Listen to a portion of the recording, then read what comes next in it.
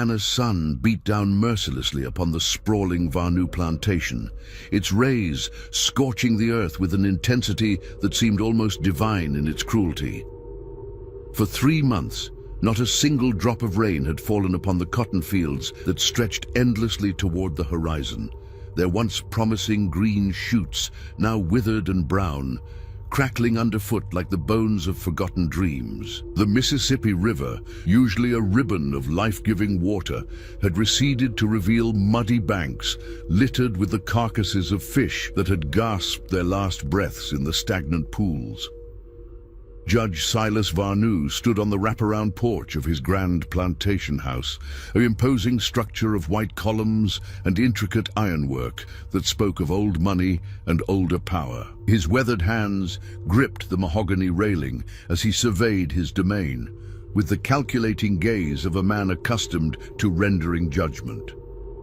At 52, Silas possessed the bearing of Southern aristocracy, tall, broad-shouldered, with silver hair that caught the morning light, and steel-gray eyes that had sentenced more men to death than he cared to count. His black judicial robes hung in his study like the wings of some great bird of prey, waiting for the next session of the district court where his word was law. "The Lord tests us in mysterious ways," he murmured to himself, though his voice carried the edge of a man whose faith was beginning to fray at the edges.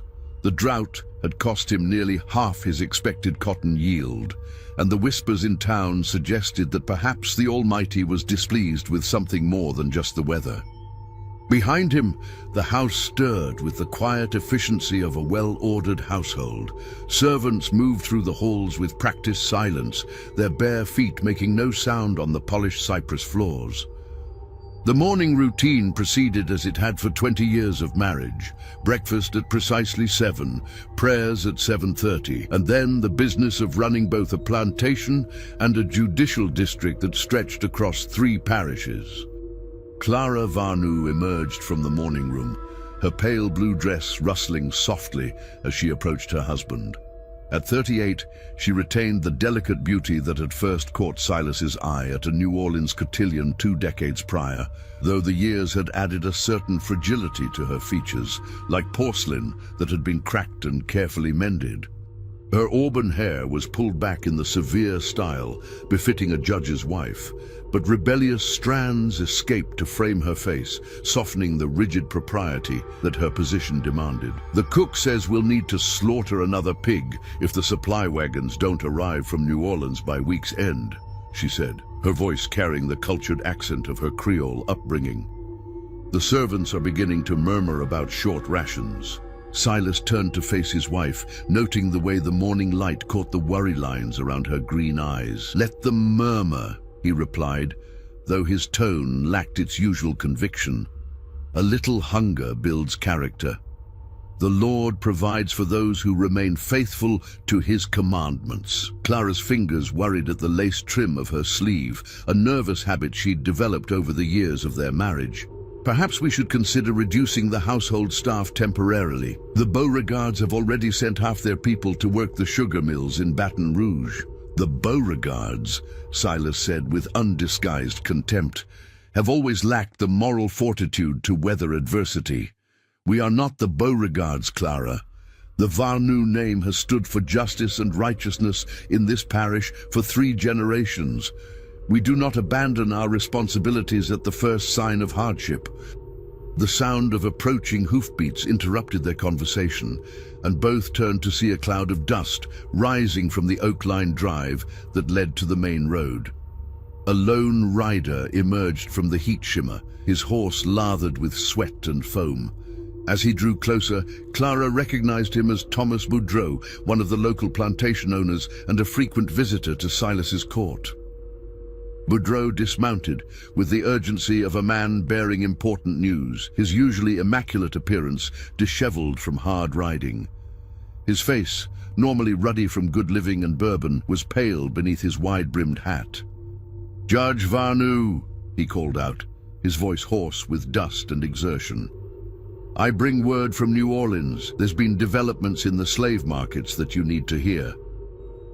Silas descended the porch steps with measured dignity, though Clara could see the tension in his shoulders.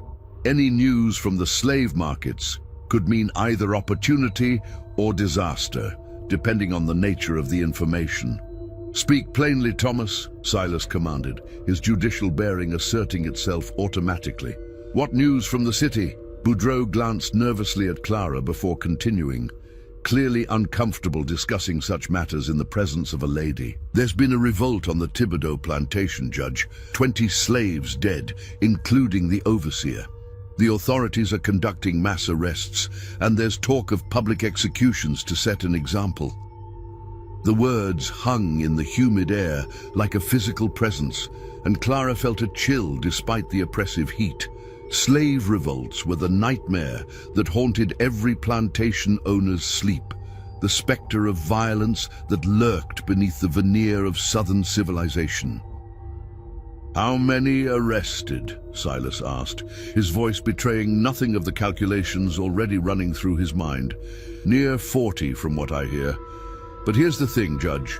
The authorities are looking to disperse the survivors quickly. There's to be an auction in 3 days' time, and word is that some prime stock will be available at reduced prices." Clara watched her husband's face as he processed this information. She had learned to read the subtle shifts in his expression over their years of marriage, and she could see the wheels of commerce turning behind his grey eyes. The drought had been devastating, but it had also created opportunities for those with the capital and stomach to seize them. "What manner of stock?" Silas inquired, his tone carefully neutral. "Field hands mostly, but there's said to be a few house servants in the lot. One in particular has caught attention. A man named Elias, supposedly educated, can read and write, they say, though how he came by such learning is anyone's guess." The mention of an educated slave caused both Silas and Clara to exchange glances. Literate slaves were rare and potentially dangerous, but they were also valuable for the right purposes. A man who could read could keep records, manage inventories, and serve as an intermediary between the white household and the field hands. "Educated slaves are often trouble," Silas mused aloud, though Clara could hear the interest beneath his cautious words. "They get ideas above their station." "True enough," Boudreaux agreed, mopping his brow with a handkerchief. "But this one's said to be docile, worked as a house servant for the Thibodeau family for near 10 years without incident. Only reason he's in the lot is guilt by association."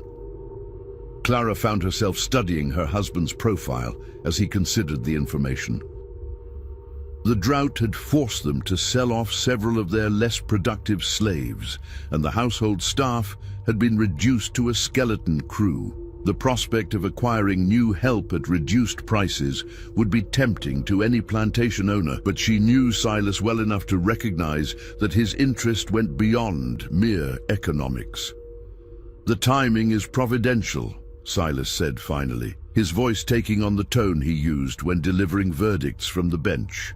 "The Lord works in mysterious ways, bringing opportunity from tragedy. We shall attend this auction." "Silas," Clara interjected softly, "perhaps we should consider our current circumstances before taking on additional responsibilities." Her husband turned to face her, and she saw the familiar flash of irritation that appeared whenever she questioned his judgment in matters of business. "My dear Clara, I appreciate your concern for our finances, but I believe I am better positioned to evaluate our needs than you are. The management of this plantation and its workforce is not a matter for feminine sensibilities." The rebuke stung, though Clara had grown accustomed to such dismissals over the years. She lowered her eyes in the gesture of submission that had become second nature, though her mind continued to work behind the facade of wifely obedience. "Of course, husband," she murmured. "I merely thought to spare you unnecessary expense during these difficult times." Boudreaux shifted uncomfortably, clearly regretting his role in precipitating a domestic disagreement. "Judge, if you'll forgive the intrusion, I should mention that several other planters are planning to attend. The Beauregards, the Thibodeau cousins, even old Armand Dupuis is making the journey despite his age. Nay, the mention of their neighbors seemed to settle the matter in Silas's mind. The social and economic dynamics of plantation society demanded that the Varnoux family maintain their position among the local elite, regardless of temporary financial constraints. "Then we shall certainly be in attendance," Silas declared. "The Varnoux name will not be absent when our peers gather for business." As Boudreau remounted his horse and rode away, Clara remained on the porch, while her husband retreated to his study to review the plantation's financial records. The morning sun had climbed higher, and the heat was becoming oppressive even in the shade of the gallery. She could hear the distant sounds of the field hands beginning their daily labor, their voices carrying across the cotton fields in work songs that seemed to mock the withered crops. The house slaves moved about their duties with the quiet efficiency that Silas demanded, but Clara could sense the undercurrent of tension that had been building since the drought began. Reduced rations, increased workloads, and the uncertainty that came with economic hardship had created an atmosphere of barely suppressed anxiety throughout the plantation. Mammy Celia, the elderly woman who had served as Clara's personal attendant since her marriage, appeared at her elbow with a glass of cool mint tea. At 60, Celia possessed the dignity and bearing of a woman who had seen 3 generations of Varnoux family secrets, and her dark eyes held a wisdom that Clara had come to rely upon more than she cared to admit. "You troubled about something, Miss Clara?" Celia asked in the soft patois that marked her as Louisiana-born. "You got that look you get when the master's making plans you don't favor." Clara accepted the tea gratefully, using the moment to compose her thoughts. "Mammy Celia, what do you know about slave revolts, about what drives men to such desperate measures?" The older woman's expression grew guarded, and she glanced around to ensure they were not overheard. "That ain't the kind of talk for a lady to be concerning herself with, Miss Clara. That's dark business, and it don't do no good to dwell on such things. But surely you must have thoughts on the matter," Clara pressed gently. "You've lived through changes in this household, seen how different masters treat their people. What makes the difference between contentment and rebellion?" Celia was quiet for a long moment, her weathered hands smoothing her apron with nervous precision. When she finally spoke, her voice was barely above a whisper. "Desperation, Miss Clara. When a man got nothing left to lose, when he'd been pushed past the point where death seemed like a mercy instead of a punishment, that's when troubles start. Most folks, they just want to live their lives peaceful-like, even in bondage. But when hope die, when a man see no future for himself or his children, well, that's when the devil start whispering in his ear." The words sent a chill through Clara despite the oppressive heat. She thought of the reduced rations, the increased punishments for minor infractions, the way Silas had grown harder and more demanding as the financial pressures mounted. How close were they to the kind of desperation that Celia described? "And what of educated slaves?" Clara asked, remembering Boudreau's description of the man named Elias. "Are they more likely to cause trouble?" Celia's eyes sharpened, and Clara could see that the older woman understood the direction of her thoughts. "Learning is a dangerous thing for a slave, Miss Clara. It open up worlds that ain't meant for folks in bondage. A man who can read, he start to understand things about freedom, about rights, about the way things could be different, that kind of knowledge. It's like a fire that can't be put out once it gets started." The conversation was interrupted by the sound of Silas's voice calling from within the house. Clara drained her tea and prepared to return to her duties, but Celia's hand on her arm stopped her. "Miss Clara," the older woman said urgently, "whatever the master got planned, you be careful. Times like these, when folks is desperate and scared, that's when bad things happen. You keep your eyes open and your wits about you." Clara nodded, though she wasn't entirely certain what Celia was warning her against. As she made her way back into the house, she found Silas in his study, surrounded by ledgers and correspondence. The room smelled of leather and tobacco, masculine scents that had always made her feel like an intruder in her husband's private domain. "Clara," he said without looking up from his papers. "I want you to prepare for a journey to New Orleans. We'll depart tomorrow morning and return after the auction. Pack appropriately for 3 days in the city." "Of course, husband," she replied, though her mind was already racing with the implications of the trip. A journey to New Orleans meant exposure to the broader world beyond their plantation, contact with other members of society, and the opportunity to observe her husband in his element as he conducted business. "And Clara," Silas added, finally raising his eyes to meet hers, "I want you to understand that this acquisition is not merely a matter of replacing lost labor. We are at a crossroads, both financially and socially. The decisions we make in the coming days will determine whether the Varnoux name continues to command respect in this parish, or whether we join the ranks of those who have fallen from grace." The weight of his words settled upon her like a physical burden. Clara had always understood that her role as a judge's wife carried responsibilities beyond the domestic sphere, but she had never felt the pressure of their social position as acutely as she did in that moment. "I understand, Silas," she said quietly. "I will not disappoint you." As she left the study to begin preparations for their journey, Clara could not shake the feeling that they were embarking upon something far more significant than a simple business transaction. The drought had been more than a natural disaster. It had been a test of their character, their faith, and their commitment to the values that had sustained their family for generations. But as she climbed the stairs to their bedroom, Clara found herself wondering whether those values were strong enough to withstand the challenges that lay ahead. The mention of an educated slave named Elias had stirred something within her, a curiosity that she could not quite name or understand. Perhaps it was simply the novelty of encountering someone from outside their insular world, or perhaps it was something deeper, a recognition that change was coming whether they welcomed it or not. The afternoon passed in a blur of preparations, with servants packing trunks and making arrangements for the journey. As evening approached, Clara stood once again on the porch, watching the sun set over the withered cotton fields. The sky was clear, with no promise of rain, and the air hung heavy with the scent of dust and dying vegetation. Somewhere in the distance, she could hear the field hands singing as they returned from their labor, their voices carrying across the plantation like a prayer or a lament.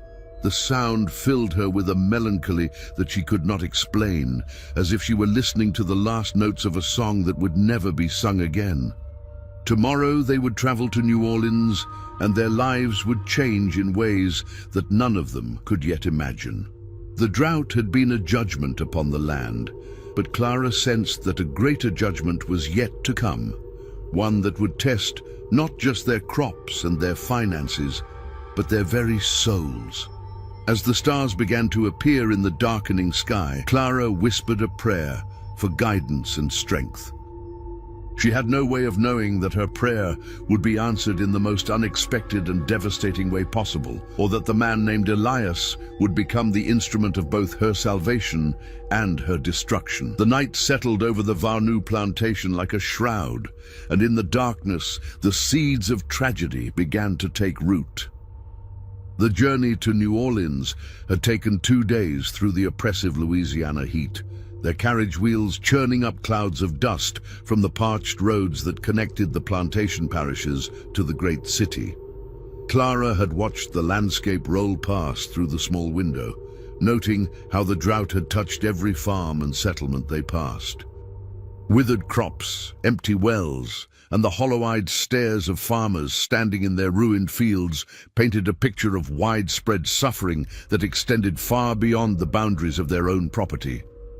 New Orleans itself seemed to pulse with a different energy, as if the city's proximity to the Mississippi River and the Gulf of Mexico had somehow insulated it from the worst effects of the drought.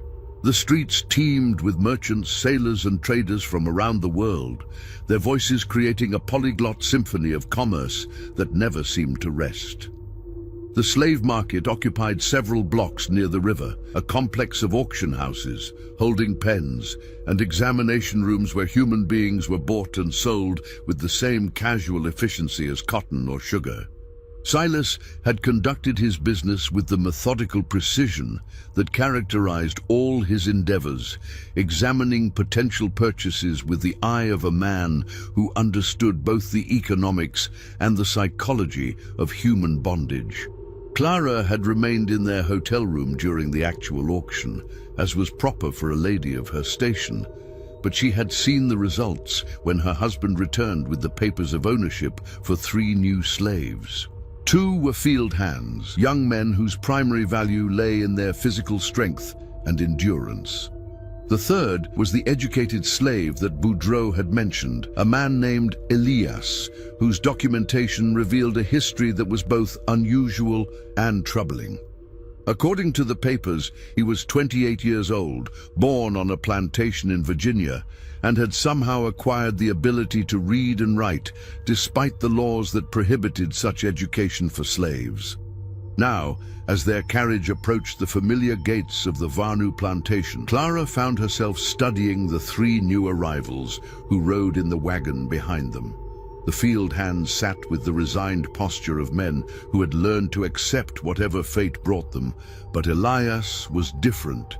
Even from a distance, she could see that he carried himself with a dignity that seemed almost defiant, his back straight and his head held high despite the chains that bound his wrists.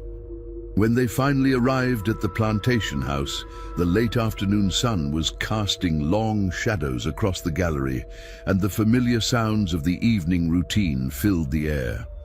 Mammy Celia appeared on the porch to greet them, her face carefully neutral as she took in the sight of the new arrivals. "Welcome home, Master Silas, Miss Clara," she said, with the formal courtesy that marked all interactions between the household staff and their owners. "I trust your journey was successful." "Indeed it was, Celia," Silas replied, his voice carrying the satisfaction of a man who had conducted profitable business. "We have acquired 3 new hands to help with the upcoming harvest. See that they are properly housed and fed, and arrange for them to meet with the overseer tomorrow morning." As the field hands were led away toward the slave quarters, Clara found her attention drawn to Elias, who remained standing beside the wagon with the quiet patience of a man accustomed to waiting for orders. Up close, she could see that he was taller than average, with the lean build of someone who had spent years in domestic service rather than field labor. His skin was the color of burnished copper, and his features suggested mixed heritage, perhaps African and European, or possibly Native American. But it was his eyes that captured her attention, dark and intelligent, with a depth that seemed to see far more than a slave was supposed to observe.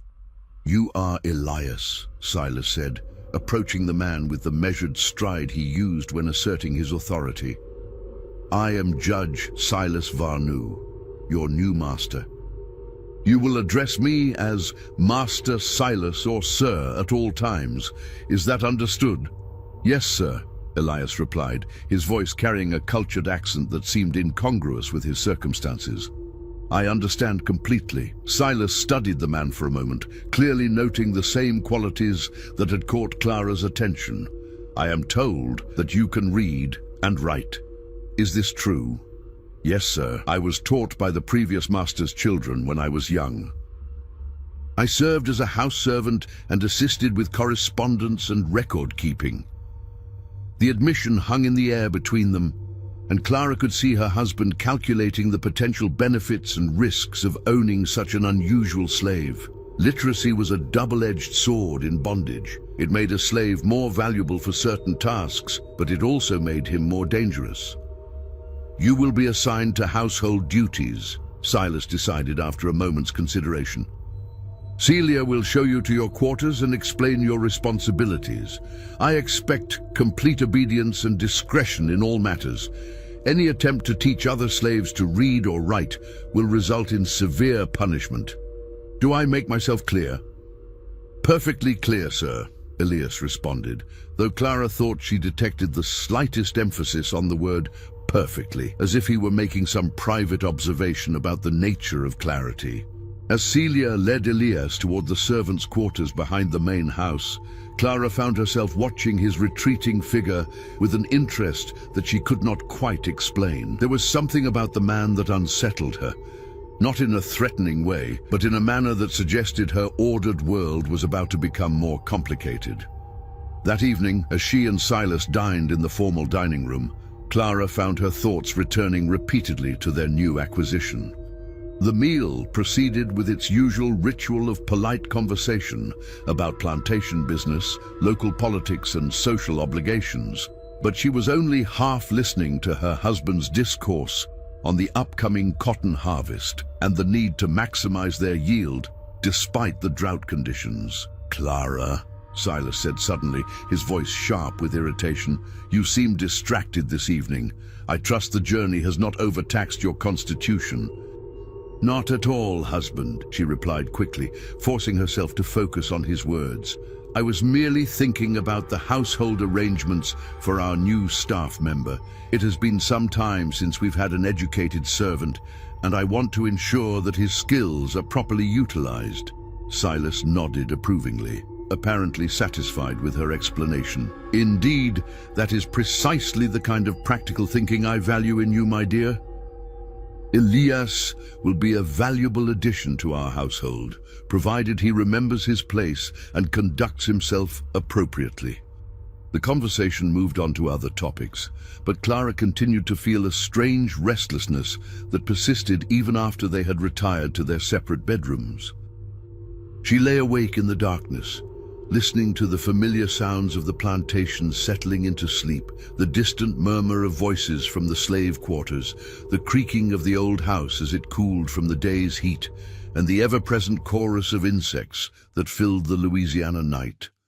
The next morning brought the usual routine of breakfast and prayers, followed by Silas's departure for the courthouse, where he would preside over the day's legal proceedings. Clara found herself with the familiar task of managing the household staff and overseeing the domestic operations of the plantation. But today there was the added complexity of integrating their new servant into the established hierarchy. Mammy Celia had assigned Elias to assist with the morning cleaning of the main house, and Clara encountered him in the library as he was carefully dusting the leather-bound volumes that lined the mahogany shelves. She paused in the doorway, observing the way he handled the books with obvious reverence, his fingers tracing the gilt lettering on the spines as if he were reading the titles. "Good morning, Elias," she said, stepping into the room with the rustle of silk skirts. "I trust you slept well and found your quarters satisfactory." He turned to face her, and she was struck again by the intelligence in his dark eyes. "Good morning, Ma'am. Yes, thank you. The quarters are quite comfortable, and Mammy Celia has been very kind in explaining my duties." Clara moved closer to the bookshelf, noting that he had been working on the section that contained her husband's legal texts and philosophical treatises. "I see you are familiar with books. Do you enjoy reading?" The question seemed to surprise him, and for a moment his carefully maintained composure slipped, revealing something that might have been longing or regret. Yes, Ma'am. I find great pleasure in reading, though I understand that such activities must not interfere with my duties." "Of course not," Clara agreed, though she found herself curious about what kinds of books might interest an educated slave. "What sorts of subjects do you prefer?" Elias hesitated, clearly uncertain about how much he should reveal about his intellectual interests. "I have always been drawn to history, ma'am, and poetry when I've had the opportunity to encounter it. There is something about the way words can capture truth and beauty that I find compelling." The admission was so unexpected that Clara felt a flutter of something she could not quite identify. When had she last encountered someone who spoke of books with such genuine passion? Certainly not among the wives of her husband's colleagues, whose conversations rarely strayed beyond gossip, fashion, and the management of their households. History and poetry. she repeated thoughtfully. Those are subjects that require considerable education to appreciate fully. You must have had an unusual upbringing for someone in your circumstances. The Thibodeau family was quite progressive in some respects, Elias explained carefully. The master's son was studying at university, and I was permitted to assist with his studies. Over time, I was able to acquire knowledge that might not otherwise have been available to someone of my station. Clara found herself studying his face as he spoke, noting the careful way he chose his words and the subtle intelligence that informed his expressions. There was something almost aristocratic about his bearing, as if he had been born to a different life and was merely playing a role that circumstances had forced upon him. That must have been a great privilege, she said, though even as she spoke the words, she realized how inadequate they were. What kind of privilege was it to be given a glimpse of knowledge and culture, only to have it remain forever beyond reach? Yes, ma'am, Elias replied simply, though she thought she detected a note of irony in his voice. I have always considered myself fortunate in that regard. The conversation was interrupted by the arrival of Mammy Celia, who appeared in the doorway with the purposeful stride of someone who had urgent business to conduct. Miss Clara, she said, her voice carrying a note of concern, the cook needs to speak with you about the evening meal. Seems there's some confusion about the menu for tonight. Clara nodded, recognizing the interruption as both necessary and timely. Her conversation with Elias had already strayed beyond the bounds of what was appropriate between a mistress and a slave, and she could see that Celia had noticed the unusual nature of their interaction. Of course, Mammy Celia. Elias, please continue with your duties. I will speak with you later about your other responsibilities. As she left the library, Clara could feel Celia's disapproving gaze following her, and she knew that she would soon be subjected to one of the older woman's carefully worded lectures about proper behavior. But for the moment, she found herself more interested in the memory of Elias's voice as he spoke about history and poetry, and the way his eyes had lit up when he mentioned the beauty of words. The rest of the morning passed in the usual round of domestic duties, but Clara found her thoughts returning repeatedly to her conversation with the new slave. There was something about his presence in the house that seemed to change the very atmosphere, as if his literacy and intelligence had introduced an element of unpredictability into their carefully ordered world. When Silas returned from court for the midday meal, he was in an expansive mood, clearly pleased with the morning's proceedings. I sentenced 3 men to hard labor today, he announced as they sat down to dinner. Thieves and vagabonds who thought they could prey upon honest citizens during these difficult times. Justice was swift and appropriate. I'm sure your decisions were wise and fair, husband, Clara replied automatically, though her mind was elsewhere.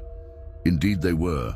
And speaking of justice, I had an interesting conversation with Judge Beauregard about our new acquisition. It seems that Elias has quite a reputation among the educated slaves in the parish.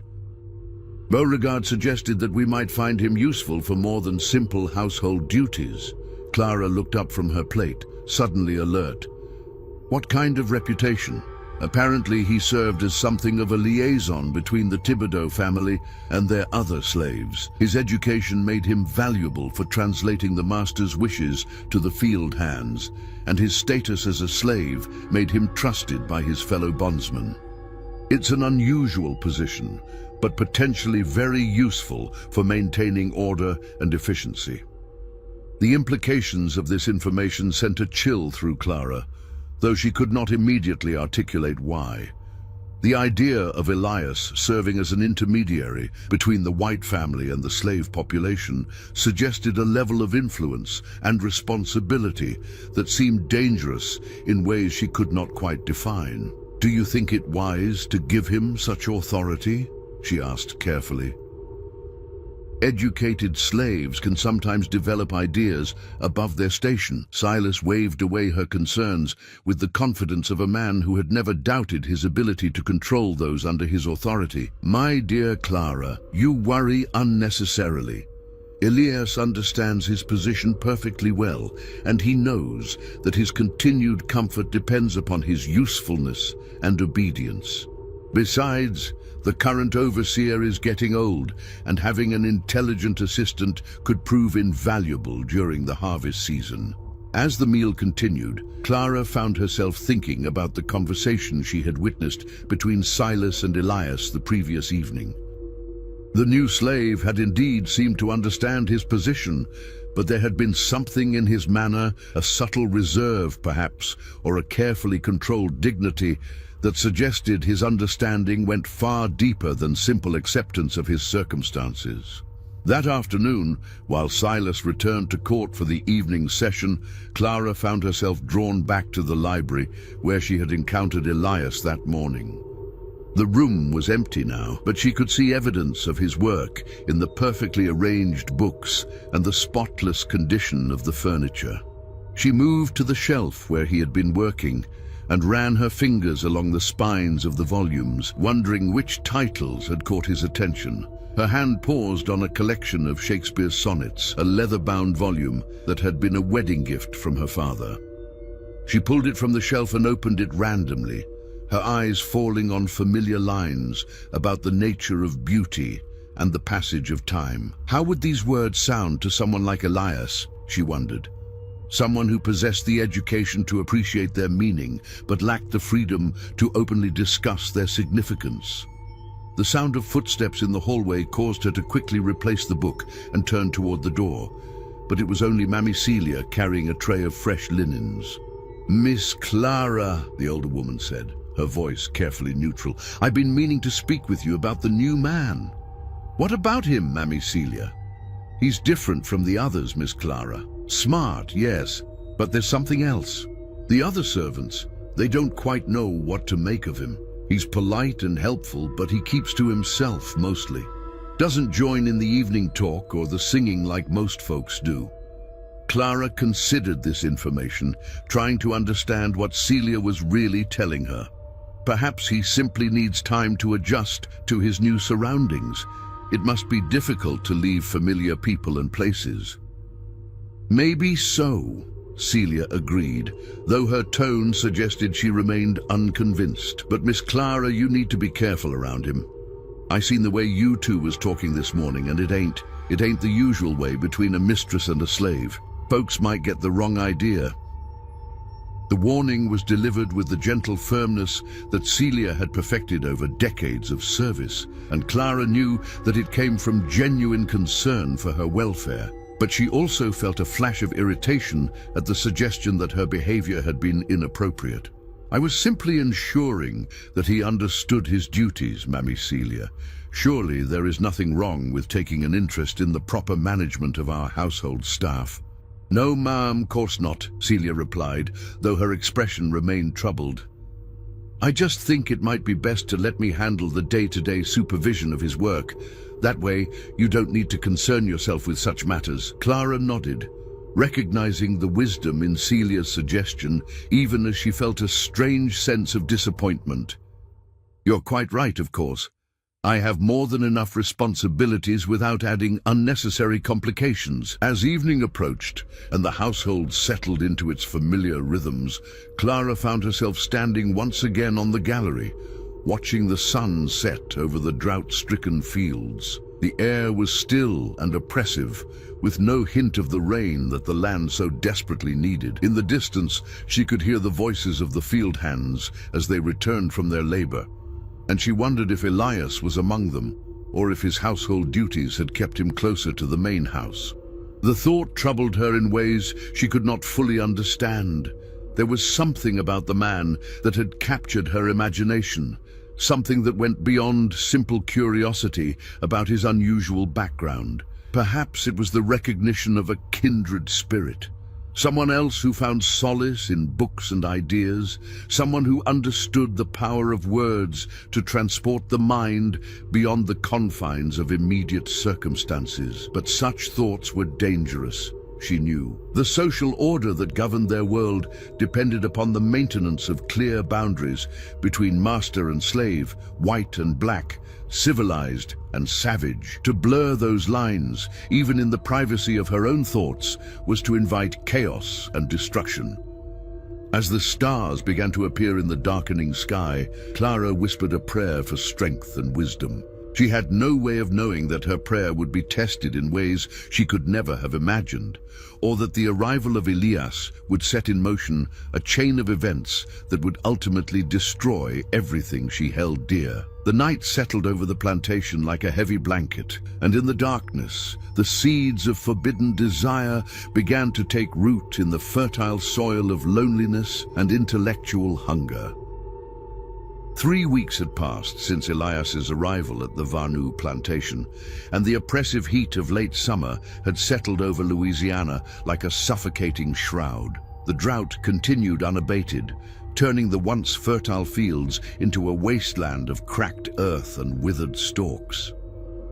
Even the mighty Mississippi seemed diminished, its waters running lower than anyone could remember, exposing muddy banks littered with the bones of dead fish and the debris of a dying season.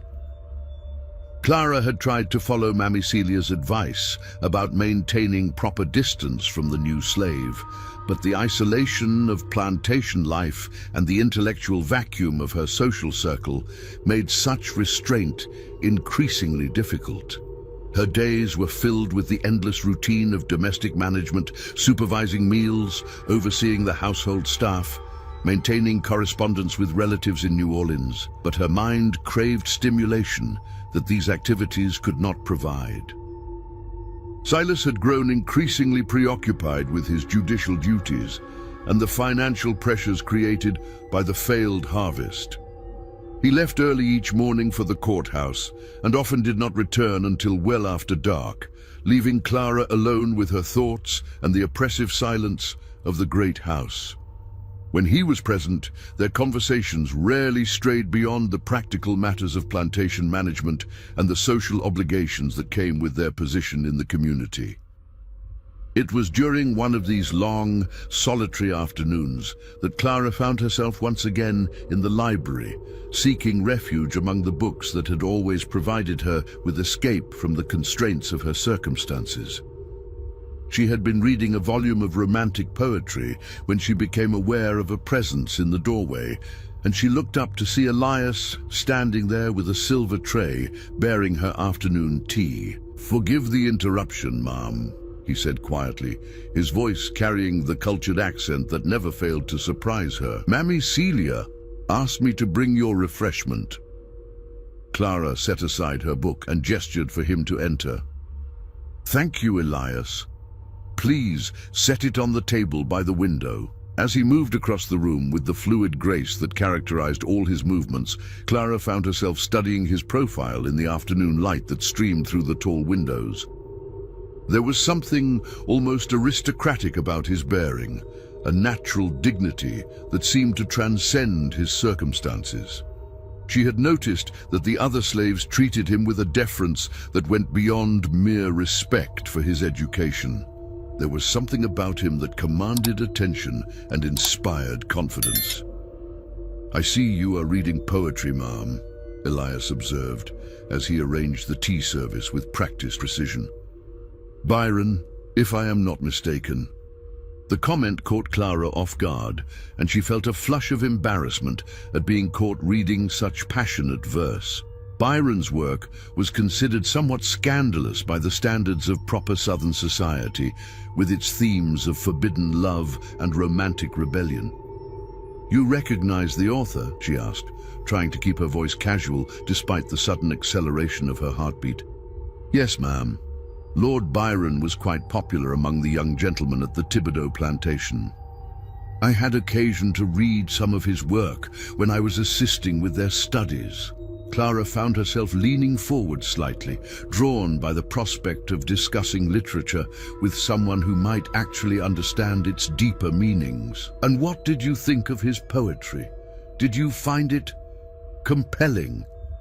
Elias paused in his arrangement of the tea service, and for a moment his carefully maintained composure seemed to slip. When he looked at her, Clara saw something in his dark eyes that made her breath catch in her throat, a flash of intelligence and passion that spoke of depths she had only begun to glimpse. "I found it dangerous, ma'am," he said finally, his voice barely above a whisper. "Byron writes of desires that cannot be fulfilled, of love that defies convention and social order. Such thoughts can be unsettling for someone in my position." The words hung in the air between them, charged with implications that neither dared to acknowledge openly. Clara felt as if she were standing at the edge of a precipice, aware that one wrong step could send her tumbling into an abyss from which there would be no return. "Dangerous," she repeated thoughtfully. "Yes, I suppose it could be seen that way. But surely there is value in exploring ideas and emotions through literature, even if they cannot be acted upon in real life." "Perhaps, ma'am," Elias replied, though his tone suggested that he understood the perilous nature of their conversation. "But sometimes the exploration of forbidden ideas can lead to complications that are difficult to control." Clara reached for her teacup with hands that trembled slightly, using the familiar ritual to steady her nerves. "You speak as if you have personal experience with such complications." "We all have desires that cannot be fulfilled, ma'am," Elias said quietly. "The difference lies in whether we have the wisdom to recognize them as impossible dreams, or the foolishness to pursue them despite the consequences." The conversation was interrupted by the sound of approaching footsteps in the hallway, and both Clara and Elias immediately stepped back from the dangerous territory they had been exploring. Mammy Celia appeared in the doorway, her sharp eyes taking in the scene with the practiced assessment of someone who had spent decades reading the subtle dynamics of human interaction. "Elias," she said firmly, "the master's study needs attention before he returns from court. You best get to it right away." "Yes, ma'am," Elias replied, his voice returning to the neutral tone of a dutiful servant. "I'll see to it immediately." As he left the room, Clara caught a glimpse of something in his expression, a look of regret, perhaps, or warning. She remained seated by the window, her tea growing cold as she stared out at the withered landscape and tried to make sense of the emotions that were churning within her. "Miss Clara," Mammy Celia said gently, moving to stand beside her chair, "you need to be careful. That man, he's not like the others. There's something about him that could bring trouble to this house." "What do you mean?" Clara asked, though she suspected she already knew the answer. "He's got learning, yes, but he's got something else too, something that makes folks notice him, makes them listen when he talks. That kind of influence in a slave. It can be dangerous for everyone involved." Clara nodded, understanding the wisdom in Celia's words, even as she felt a rebellious stirring in her heart. "You're right, of course. I'll be more careful in the future."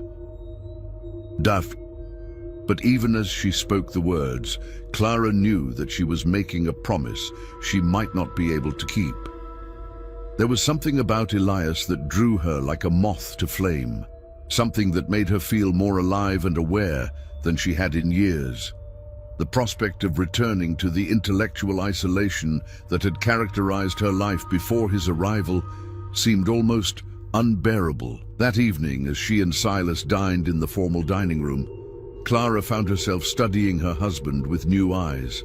At 52, he remained an imposing figure, his silver hair and stern features commanding respect and attention wherever he went. But there was something cold and distant about him, a quality that had grown more pronounced over the years of their marriage. Their conversations had become ritualized exchanges of information about practical matters, devoid of the passion and intimacy that she had once hoped to find in married life. "The Beauregard plantation lost another field hand today," Silas was saying, as he carved his roast beef with methodical precision. "Ran off during the night, apparently. That makes 3 this month from their property alone." "Do you think the drought is making the slaves more restless?" Clara asked, though her mind was only half focused on the conversation. "Undoubtedly," Silas replied. "Hardship always brings out the worst in the lower classes. They lack the moral fortitude to endure adversity with dignity and patience. That's why firm discipline is more important than ever during times like these. Clara nodded automatically, but she found herself thinking about Elias and the quiet dignity with which he bore his circumstances. Was that the behavior of someone lacking in moral fortitude, or was it perhaps the opposite, the response of someone who possessed the strength to endure injustice without allowing it to corrupt his essential humanity? "I've been thinking about expanding Elias's responsibilities," Silas continued, apparently unaware of his wife's distraction. "His education makes him valuable for more than simple household duties. I'm considering having him assist with plantation records and correspondence." The suggestion sent a chill through Clara, though she could not immediately articulate why.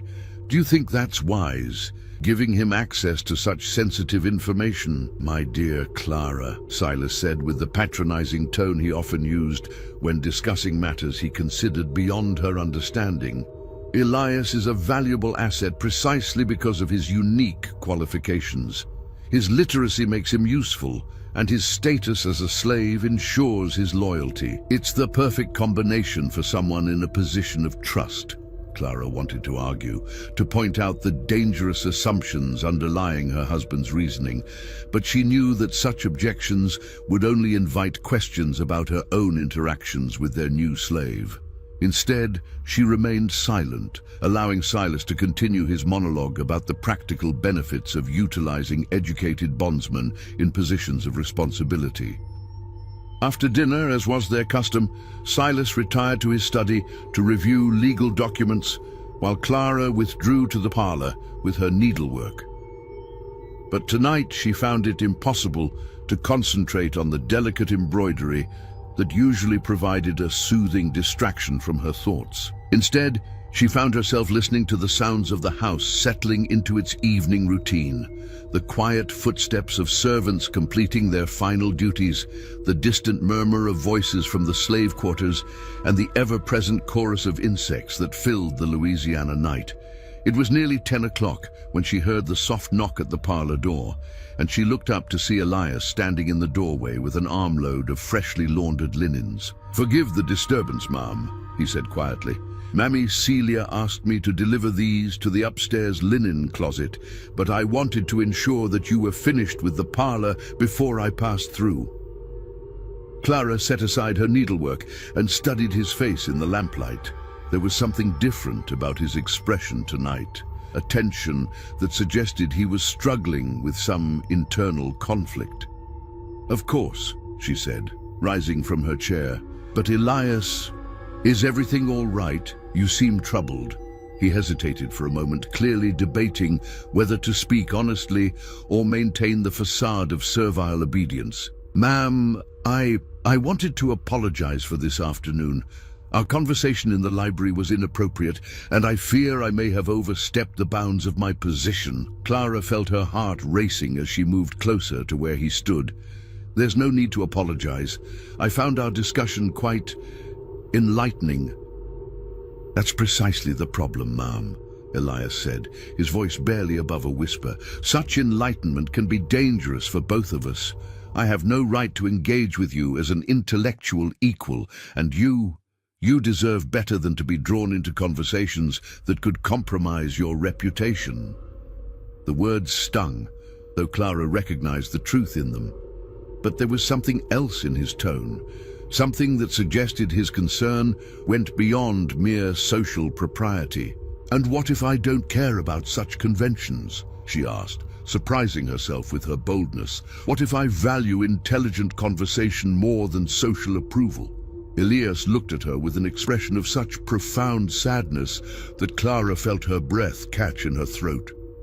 "Then you are even more dangerous than I feared, ma'am, because you make me forget, for moments at a time, what I am and what you are. And that kind of forgetting, it can only lead to tragedy." The honesty of his words hit Clara like a physical blow, forcing her to confront the reality of what was happening between them. She had been telling herself that her interest in Elias was purely intellectual, that she was simply grateful for the opportunity to engage in meaningful conversation with someone who shared her love of literature and ideas. But standing there in the lamplight, seeing the pain and longing in his dark eyes, she could no longer deny the deeper truth. "Elias," she whispered, taking another step closer to him. "Please, ma'am," he interrupted, his voice thick with emotion. "Don't say whatever you're thinking of saying. Some words once spoken can never be taken back, and the consequences, they would destroy us both." Clara stood frozen, her hand half raised, as if to touch his face, while her mind raced with the implications of what was happening. She knew that he was right, that they were standing at the edge of an abyss that would swallow them both if they took even one more step forward. But the loneliness and intellectual hunger that had been building within her for years seemed to have reached a breaking point, and the prospect of returning to her empty existence felt almost unbearable. The moment was shattered by the sound of Silas's voice calling from his study, and both Clara and Elias stepped back as if they had been burned. The spell was broken, but the damage had already been done. They had crossed a line that could never be uncrossed, acknowledged feelings that could never be safely expressed. "I should go," Elias said, his voice hoarse with suppressed emotion. "The master is calling," Clara nodded, not trusting herself to speak. As he left the room, she sank back into her chair and buried her face in her hands, trying to make sense of the chaos that was erupting within her heart. She had always prided herself on her moral rectitude, her adherence to the social and religious principles that governed proper behavior. But in the space of a few weeks, the arrival of one educated slave had shaken the very foundations of her carefully ordered world. The rest of the evening passed in a blur of mechanical actions, responding to Silas's questions about household matters, preparing for bed, going through the motions of her nightly prayers. But her mind remained fixed on the image of Elias's face in the lamplight, and the sound of his voice as he warned her about the dangers of forgetting who they were. As she lay in her bed, staring at the ceiling while Silas slept peacefully beside her, Clara found herself thinking about the poetry of Lord Byron and the dangerous ideas that Elias had warned her about. She thought about desires that could not be fulfilled, about love that defied convention and social order, and about the terrible price that such defiance might exact. Outside her window, the Louisiana night pressed against the glass like a living thing, heavy with humidity and the promise of storms that never came. The drought had created a landscape of want and desperation, and Clara was beginning to understand that the same forces that had withered the cotton fields were now at work within her own heart. She closed her eyes and tried to pray for strength and guidance, but the words seemed to stick in her throat. Instead, she found herself remembering the way Elias had looked at her, the intelligence and passion that burned behind his carefully controlled exterior, and the terrible beauty of a connection that could never be acknowledged or fulfilled. In the darkness of her bedroom, surrounded by the symbols of her privileged life, Clara Varnoux began to understand that she was falling in love with a man whose very existence challenged everything she had been taught to believe about race, class, and the natural order of the world. And with that understanding came the terrible knowledge that such love could only lead to destruction, not just for herself, but for everyone she held dear. The seeds of tragedy had been planted, and in the fertile soil of forbidden desire, they were beginning to take root with a vigor that would soon prove impossible to control. The first Sunday of September dawned with the same merciless heat that had characterized the entire summer, but there was something different in the air, a tension that seemed to crackle like electricity before a storm that never came. The Varnoux family carriage rolled along the dusty road towards St. Augustine's Episcopal Church, its wheels churning up clouds of red dirt that settled on everything like a fine coating of dried blood. Clara sat rigidly upright beside her husband, her hands folded in her lap and her eyes fixed on the passing landscape. She had barely slept in the 3 days since her encounter with Elias in the parlor, and the strain was beginning to show in the dark circles beneath her eyes and the tremor in her hands that she could not quite control. Every moment in the house had become a test of her resolve. Every glimpse of him going about his duties, a reminder of the dangerous territory her heart had begun to explore. Silas, resplendent in his black Sunday coat and silver-headed walking stick, seemed oblivious to his wife's distress. He was reviewing his notes for the morning's proceedings, as he had been appointed to read the scripture lesson during the service, an honor that reflected his standing in the community and his reputation for moral rectitude. "I've chosen a passage from Ephesians," he said, without looking up from his papers. "Paul's instructions to servants and masters. It seems particularly appropriate given the current unrest among the slave population in neighboring parishes." Clara nodded mechanically, though the mention of servants and masters sent a chill through her that had nothing to do with the morning air. "I'm sure your selection will be most edifying," she managed to reply, her voice sounding hollow, even to her own ears. The church came into view as they rounded a bend in the road, a modest white structure with a tall steeple that seemed to pierce the cloudless sky like an accusation. Carriages and horses were already gathered in the churchyard, and Clara could see the familiar figures of their neighbors and fellow parishioners making their way toward the entrance. The social hierarchy of the parish was clearly visible in the arrangement of the vehicles. The finest carriages belonging to the wealthiest planters positioned closest to the church, while the more modest conveyances of smaller farmers and tradesmen were relegated to the periphery. As their carriage drew to a halt, Clara caught sight of the Beauregard family alighting from their ornate landau, followed by the Thibodeau cousins and several other prominent families. The sight of these familiar faces, people she had known for years and whose approval she had always taken for granted, suddenly filled her with a sense of dread. How would they look at her if they knew the thoughts that had been consuming her mind? What would they say if they suspected the nature of her feelings for a man who was legally considered property? "Clara," Silas said sharply, apparently noticing her distraction, "we are expected to set an example for the community. I trust you will comport yourself with the dignity befitting your station." "Of course, husband," she replied automatically, accepting his hand as he helped her down from the carriage. "I would never do anything to bring shame upon our family name." The words felt like ashes in her mouth, but she forced herself to smile and nod as they made their way through the crowd of parishioners. The familiar ritual of Sunday morning greetings proceeded as it always had. Polite inquiries about health and family, discussions of the weather and the crops, carefully veiled assessments of each other's financial and social standing. But Clara felt as if she were watching the proceedings from a great distance, as if she had become a stranger to her own life. Inside the church, the Varnoux family took their customary place in the third pew from the front, a position that reflected their status while maintaining appropriate humility before God. The interior was simple but elegant, with tall windows that allowed shafts of morning sunlight to illuminate the polished wooden pews and the modest altar at the front of the sanctuary. The air was heavy with the scent of beeswax candles and the lingering fragrance of the magnolia blossoms that adorned the altar.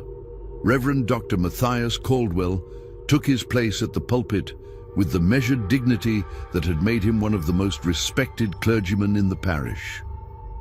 At 65, he possessed the bearing of a man who had spent decades ministering to the spiritual needs of the planter aristocracy, and his sermons were renowned for their learned references to classical literature and their unwavering support for the social order that sustained his congregation's way of life. "Dearly beloved," he began, his voice carrying easily through the sanctuary, "we gather this morning in the shadow of adversity, tested by drought and hardship, but sustained by our faith in divine providence and our commitment to the principles that have guided our community for generations." Clara tried to focus on the familiar words of the liturgy, but her mind kept wandering to thoughts of Elias and the conversation they had shared in the parlor.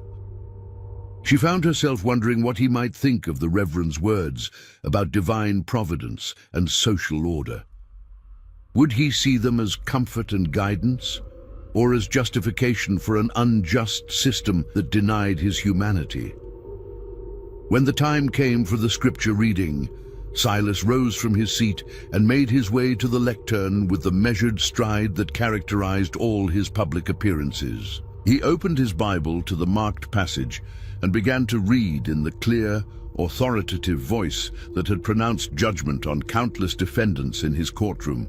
Servants, be obedient to them that are your masters according to the flesh, with fear and trembling, in singleness of your heart as unto Christ, he intoned, his words echoing through the sanctuary with the weight of divine authority. Not with eye service, as men-pleasers, but as the servants of Christ, doing the will of God from the heart. The familiar words seemed to take on new meaning as Clara listened, and she felt a growing sense of unease as her husband continued reading. The passage that had always seemed like simple moral instruction now sounded like a justification for bondage, a divine endorsement of the system that kept men like Elias in chains. And ye masters, do the same things unto them, forbearing threatening, knowing that your master also is in heaven, neither is there respect of persons with him. As Silas returned to his seat, Clara caught sight of several parishioners nodding approvingly at his selection. She recognized the satisfied expressions of people who had heard their beliefs confirmed and their consciences eased by the authority of Scripture. But she also noticed something else. A few faces that seemed troubled, eyes that avoided contact with their neighbors, subtle signs of discomfort that suggested not everyone in the congregation was entirely at peace with the implications of the passage. Reverend Caldwell's sermon that morning focused on the theme of obedience and social harmony, drawing parallels between the order of heaven and the proper arrangement of earthly society. He spoke eloquently about the divine wisdom that had established different stations in life and the moral obligation of each person to fulfill their appointed role with humility and dedication. The institution of slavery, he declared from the pulpit, his voice carrying the conviction of absolute certainty, is not a human invention, but a divine ordinance established by the Almighty for the mutual benefit of both races. The African, in his natural state, lacks the capacity for self-governance and moral development that characterizes the Christian civilization of the white race. Through the benevolent guidance of Christian masters, he is elevated from barbarism to a state of useful service, while learning the principles of faith and morality that will prepare his soul for eternal salvation. Clara felt her stomach turn as she listened to these words, remembering the intelligence and dignity she had witnessed in Elias's eyes. How could such a man be described as lacking the capacity for moral development? How could his obvious education and refinement be dismissed as mere mimicry of his betters? But with this great responsibility, the Reverend continued, comes an equally great obligation. Masters must treat their servants with Christian kindness, providing for their physical needs and spiritual instruction. They must remember that they too have a master in heaven who will judge them according to their stewardship of the souls placed under their care. The sermon continued for another 20 minutes, but Clara heard little of it. Her mind was consumed with questions that she had never allowed herself to ask before, doubts that challenged the very foundations of the world she had always accepted without question. When the service finally concluded with the familiar hymns and benediction, she felt as if she had awakened from a long sleep to find herself in a strange and troubling landscape. As the congregation filed out of the church, Clara found herself caught up in the usual round of post-service socializing. The ladies of the parish gathered in small groups to exchange gossip and discuss the week's events, while the men formed their own circles to debate politics and business matters. But today there was an undercurrent of tension in these conversations, a sense that something was stirring beneath the surface of their carefully maintained social order. "Did you hear about the trouble at the Morrison plantation?" Mrs. Beauregard was saying to a group of women that included Clara. "3 slaves ran off in the middle of the night, and they still haven't been found. Sheriff Boudreau thinks they may have had help from someone who knew the patrol routes." "It's this drought," replied Mrs. Thibodeau, fanning herself vigorously despite the shade of the oak trees. "It's making everyone restless and desperate. The slaves can sense when their masters are worried about money, and it makes them think they can take advantage." Clara listened to these conversations with growing unease, noting the way her neighbors spoke about their slaves as if they were discussing livestock or farm equipment. There was no recognition of the humanity of the people they owned, no acknowledgement that the restlessness might stem from something deeper than mere opportunism. "I heard tell that some of the runaways have been gathering in the swamps," added Mrs. Dupuis, lowering her voice to a conspiratorial whisper. "There's talk of organized resistance, maybe even plans for a general uprising." The word uprising sent a chill through the group of women, and Clara could see the fear that flickered behind their carefully composed expressions. The specter of slave rebellion haunted every plantation household, a nightmare that lurked beneath the surface of their daily lives like some terrible beast waiting to devour them all. "Surely the authorities are taking appropriate measures," Clara said, though her voice sounded uncertain even to her own ears. "Oh yes," Mrs. Beauregard assured her. "Judge Varnoux and the other magistrates have been meeting with the sheriff and the militia captains. They're organizing increased patrols and stricter enforcement of the pass laws. Any slave found off his master's property without proper documentation will be subject to immediate punishment."